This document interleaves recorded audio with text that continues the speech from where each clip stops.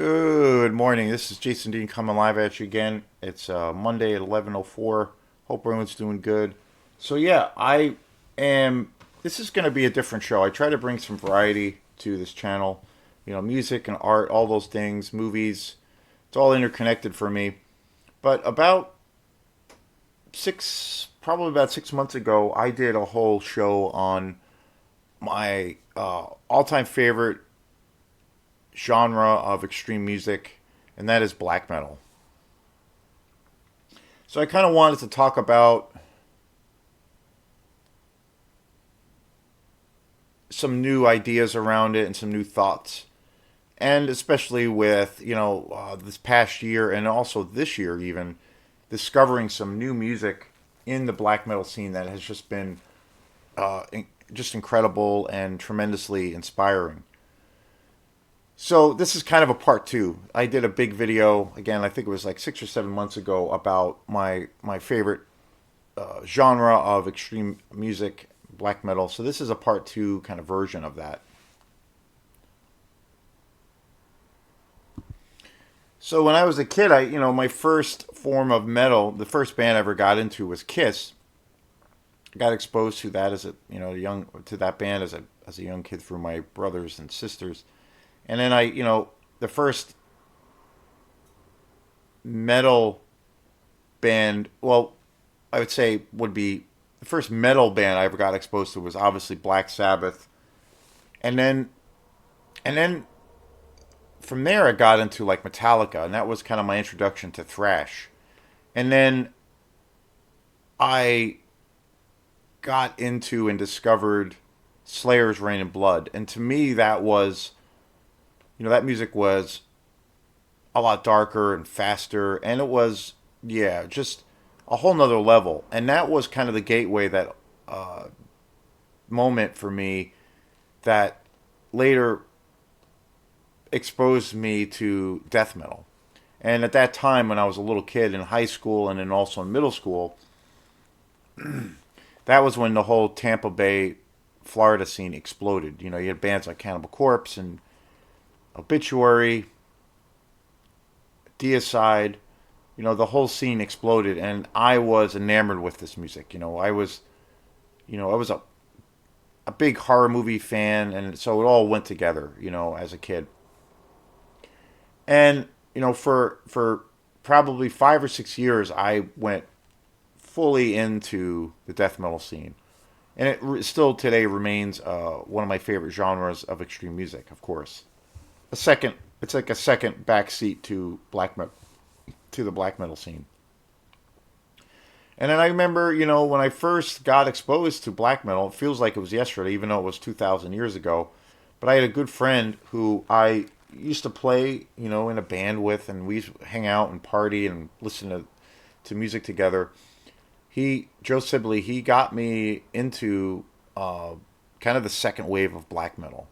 I remember one day he came over and brought over this little cassette of all these bands. He's like, "You got to check this out. This is like something new, and it's just really dark, and it's not like death metal, but it's just really it just has this like otherworldly quality."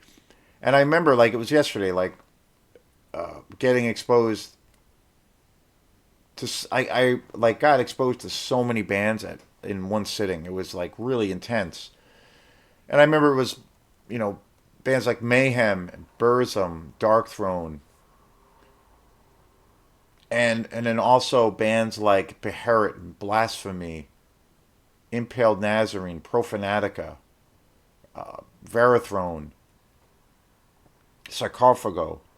There are so many bands, and I know I'm leaving out probably hundreds of bands, but those are the first bands I remember, and I was just like, "What the fuck is this? This is so extreme." And it was still heavy and aggressive, but it was just so much darker, and it just, I don't know, even at that age, it it the chord it struck for me was just a little bit deeper.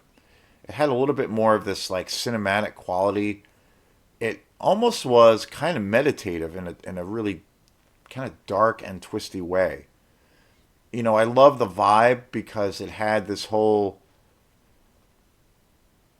well, like horror based theme, where they would tie in elements of the occult, Nordic mythology, nature, and it just had this, primal aesthetic to me that was, it just, yeah, it just went a little bit deeper than death metal for me. And I became obsessed, and for years and years, that's what that was when it came to extreme metal music, like that was my primary, that was what I primarily listened to when it came to that kind of music. And back then that was the time of tape trading and fanzines. And fanzines were, people around the world that were into a lot of these really underground black metal bands would create these little, leaflets, these little booklets, and do these little write-ups, reviews, and send them out around the world. And you do these tape trading things, and it was an amazing. And this is 1,000 years before the internet, so that was how you heard about these bands. Little mixtapes, and most of these bands just had demos, or they have cassettes, or CDs hadn't really hit yet. So it was wild, and so that's how you would correspond with, like, if you got into a band, like if I'm like you got this discovered a band to say like Blasphemy, you would you get hear about them and then see their address in a fanzine, and then you'd send them a letter. They would send you a tape, and then you might send them a personal letter saying how much you love them, and then you get correspondence back. And that's how it was. And I remember and I talked about this in my last video, which I did. This is kind of like um, you know, part two. I did a big show about 7 months ago on the black metal scene, bands that I'm, into, and bands that I discovered. And this is kind of a part two to that, because I think it's really changed. The whole thing has kind of really changed and evolved for me. And so I wanted to do a second part. So this is like part two. And so I remember, we were in correspondence with Euronymous, who was one of the founding members of Mayhem. And we would get personal letters from him. It was wild because, it was, right at the cusp before the whole scene exploded. It was super underground. And he had, obviously afterwards, later on, after he, well, was killed, had this, a lot of people said a lot of terrible things about him, saying that he was this, really manipulative person, and that he was, kind of this cold-blooded psychopath or what have you, or there are all these different stories, and that he was like this prick. And but I remember when we were in correspondence, and we were like 14 or 15, and he was a few years older than us. He was super cool and super nice, and he would send us letters, and we would like correspond with him. And then a few years later, the whole scene exploded, and that was all due to a lot of, crazy things and horrible things that happened where, in Norway you had these church burnings, you had arson cases, happening. And, Burzum, and the most infamous case of Burzum and Mayhem and Euronymous having a big falling out, and Burzum eventually, Euronymous was murdered and killed, and then Burzum and spent a long time in, federal prison for it. It was crazy. But right when all of that crazy shit happened was when the scene just exploded, and suddenly, you had all of these music magazines, rock magazines, and metal magazines that were not giving this newer music the time of day. Suddenly, it was everywhere in the headlines, and it was like getting this national attention. And as crazy as it was actually really, great for the scene, because the scene exploded. And then during that time, you also had all of these American bands popping up, Asheron and Profanatica, and what have you. And so, it was like this massive thing. And, I grew up listening to all of this music. And it's the same thing for me with movies. It's like I typically go back to the old school stuff. I love to go back to the old 70s and 80s things when it comes to horror films and also with music. But I try to always keep my finger on the pulse of new bands and new things that are coming out. And, I have, gotten to become big fans of some newer bands that I just am blown away by. One of probably my favorite black metal band, and I have talked with about them before, is this band from the UK called Winterfilleth, which is just they're extraordinary. They're just amazing. They write some of the most epic music I've ever heard in my life. Overall, they're probably my favorite kind of contemporary black metal band. They've been around for quite a few years, but I just discovered them about 2 years ago. But they're phenomenal. They just put out a new album in September, which is incredible. Another band I got into around the time about 2 years ago is this band from Washington called Inquisition, which is another American black metal band. They're just super badass. I love them to death. Yeah, Very and awesome. another band I got into very very recently, which is this all girl female band called Oscaram, which is they're badass. Like, and kind of unique situation because I'm not aware of any other all girl female fronted bands out there that are doing this. And they hang with the big dogs as far as I'm concerned. They're one of the best bands around. And I know there are other bands led by female artists. Another band I just discovered that is also led by a female is Holder, which is an American band that is pretty phenomenal. Newer black metal band, pretty phenomenal. Just really killer stuff. And and so there's all this stuff coming out that's just amazing. And recently, I just discovered a band that I'm just like completely blown away by, and I discovered this band. This band's called Leviathan. They've actually been around for a very long time, but I just discovered them like maybe less than a week ago, and it's just phenomenal. Some of the darkest and the most depraved, but yet atmospheric black metal I've ever heard in my life, and it's a one man show. I came across a week or two ago of a YouTube guy, and his show is Cult 11091, and it's I think overall like there's a couple of YouTube guys that I watch that specialize in black metal, but I think his show is the best because covers he goes into such detail and he really goes into a lot of these underground bands. And that's how I discovered Leviathan. He takes a super deep dive in the murky depths of black metal, and I'm all about that. And his show is phenomenal. I can't recommend it enough. And thanks to him, I discovered this band Leviathan, and I kind of kind of hate myself a little for like being so late to the game because they're phenomenal. And so there's all this cool shit coming out in the scene that's just like all those bands I just mentioned.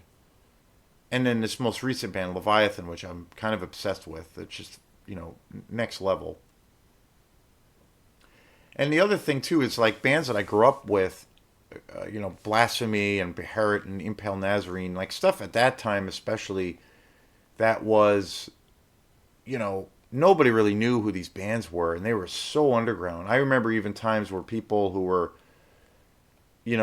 thought these bands weren't like really like technically proficient enough to be really a good band. So like they were even like discarded a little bit. But I loved them. I loved how just nasty their music was and how raw it was.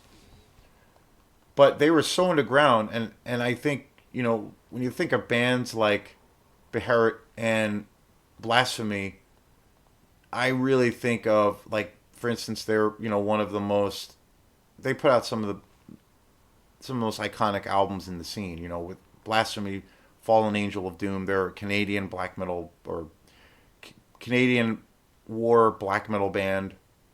And then also Beherit, which is a band from Finland that is just, just an amazing, really kind of an experimental black metal band. But I've loved them. They put out their debut, Oath of the Black Blood, which is such an amazing masterpiece, I think, in the genre.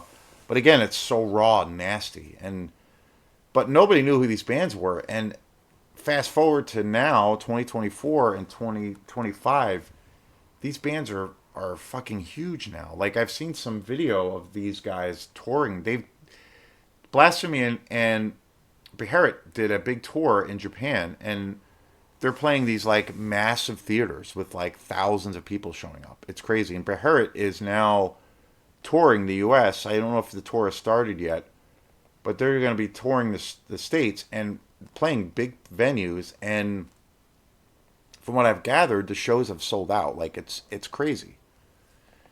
And these bands are nasty as all fuck, and they're like selling out these massive places. And it's like when I was a kid and I was listening to them, I didn't know, I maybe knew one or two other people that were into them, and it was just wild, so underground. And to see that how massive these bands are now in 2025, it's wild. It kind of blows my mind. And then also seeing recent live footage of both of these bands playing Beherit and Blasphemy, they sound just as ferocious and just as nasty as ever. Like it's wild. And they've reached this massive audience. And yeah, it's just wild. When I think of, decades have gone by, and they're really like, they've really become names. And so, and then you have, the top kind of tier, the most popular bands, most notably probably Emperor and Mayhem, that, those bands have both been very popular. I'd say, in the black metal scene, it's probably safe to say, as far as the most well known or commercially accepted band, is probably Emperor and Mayhem as well. It's tough, but those bands have been huge for years, and they continue to get only more popular, and they're playing these massive theaters, massive festivals in front of thousands of people, and yet they still retain that guttural, violent quality to their music. They haven't sanitized their sound. They haven't watered down anything. They still put out really great albums for the most part, and it's just wild. It's totally inspiring. And I kind of feel like now it's like, if you're a fan of the black metal scene, it's bigger. I think it's, since I was a little kid, since I was like, I don't know, 13 or 14 when I first got into these bands, the first wave, Dark Throne and all those bands, I kind of feel like now it's bigger than it's ever been. And if you're a fan of this extreme art form, I think it's the best time to be a fan. There's so much stuff coming out. I mentioned these newer bands that I got into as well. And my most recent discovery, which I'm just blown away by, this band Leviathan. It's incredible. It's incredible. And that this whole thing has, this whole, dark music has evolved to where it is now in the year 2025. It's amazing. So I think, anybody out there who is interested in this music, I know the genre of black metal is so massive. And I know I've probably left out about 1,000 bands, but those bands that I've talked about today are, bands that I can just think off the top of my head that are just, they're just legendary bands in the scene, new and old. I highly recommend checking any of those bands out. I'm sure there's quite a few that, if you're a fan of this music, you are aware of, but yeah, it's alive and well, and then some. As far as when it comes to black metal, so so lately, again, it's I've been just discovering so many great bands, and it's just kind of it makes me more enthusiastic as a fan. So I just wanted to kind of do a part two to the show on black metal that I did about probably about 6 or 7 months ago. I wanted to try to do a second show, just talking about how I feel like now we're it's all evolved to in 2025, which is bananas to me. So thanks again, and we will see you next time. Peace.